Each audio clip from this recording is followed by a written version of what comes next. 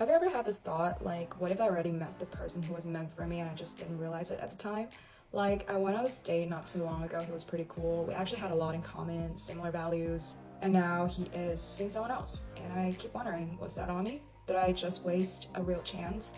That I might have missed something that actually mattered because I didn't act on it? I don't know why last year I was always complaining about being super single, but this year I'm just like, being single is great. Yeah, and I'm just living a stress-free, peaceful life, and there's absolutely no stress coming from any toxic relationships or situationships. This is exactly what I needed. Girl asking where men usually hang out because I generally would love to know where I'll be able to meet people organically. A while ago, she met a guy who, by her own admission, would be a perfect match. But as is often the case in today's dating scene, her story followed a familiar pattern. She rejected him. She believed there was no need to commit, assuming a better option would eventually come along. But she was wrong. Now, after seeing him with another woman, the regret has started to kick in. She realizes she should have secured that relationship when she had the chance to do so. Hello? Hello. You remember when you wanted me, I didn't wanted you because I wanted someone else who wanted me. Oh yeah, I remember. Now they don't wanted me anymore. Do you still wanted me? Because I'm available now. No, they took to me. This is the new generation's way. Why would you ever be someone else's second choice? Happens to me about 4 years. She texted me, "Are you still available?" she asked. But I was married and have 2 children. Just had someone come back after 9 years. Guess she still wants.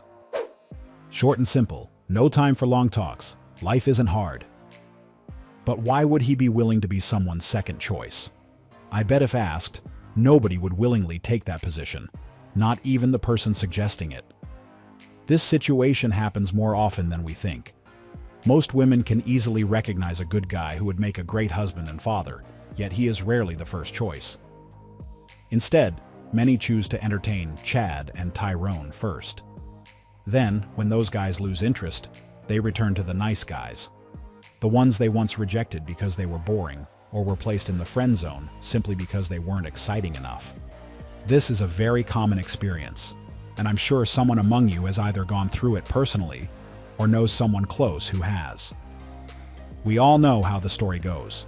Nice guys always finish last. What makes it even more interesting is when those who overlooked the nice guy come back, only to discover that he is no longer available.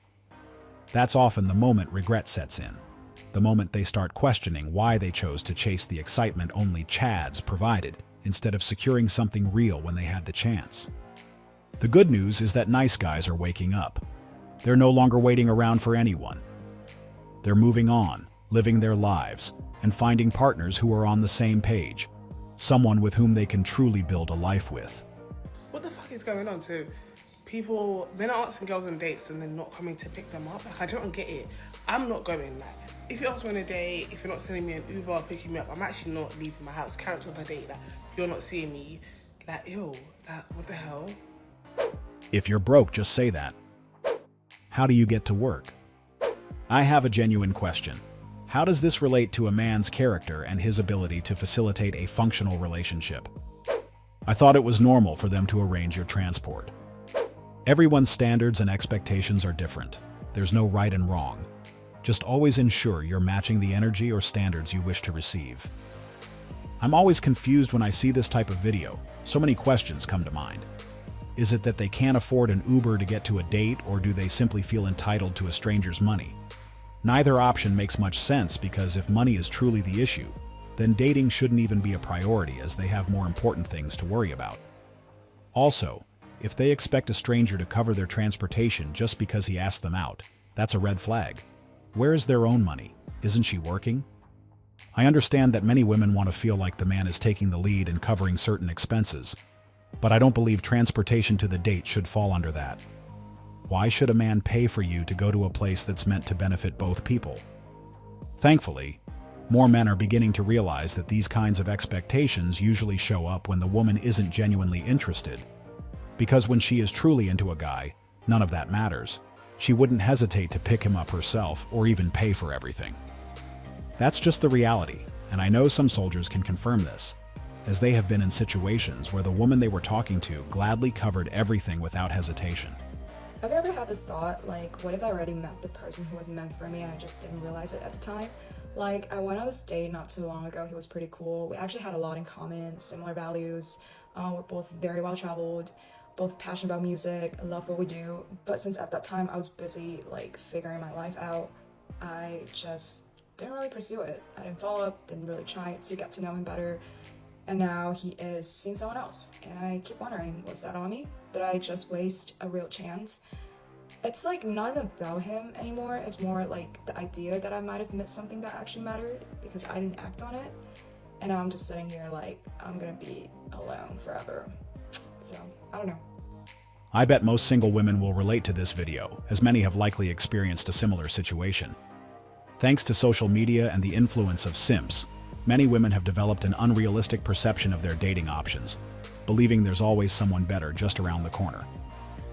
But what's interesting is that, eventually, some of them reflect on the guys they once passed over and come to realize that one of those men may have been their best opportunity for a meaningful relationship. In today's dating scene, many single women searching for the one have already met him. They had the chance to build something solid, but for various reasons chose not to. Maybe they didn't think he was good enough at the time, or maybe they wanted to explore more options. That's when regret often starts to set in. Take the woman who made this video, for example. When she met him, they had a lot in common, and he checked many of the boxes she associated with a good partner. But she didn't act on it believing someone similar or better would come along. But as she later admitted in her own video, that didn't happen. Now he's moved on and found someone else, and her chance to build something meaningful with him is gone. This is why some people don't waste time when they come across someone who seems like a great match.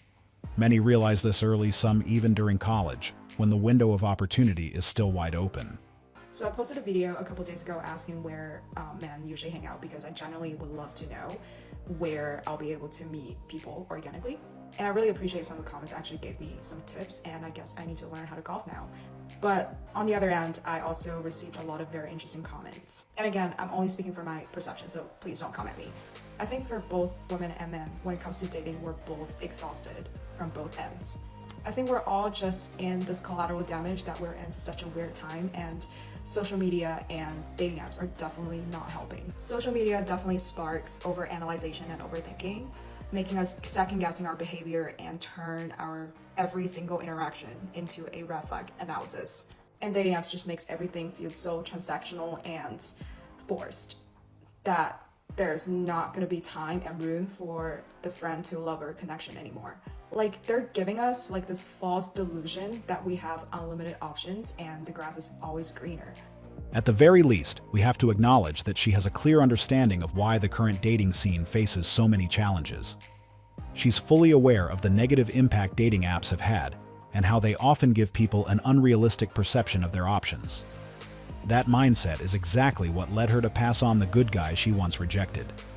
She believed someone better would come along, but now she's left with regret as he moved on, and she is still single, struggling to find someone who measures up.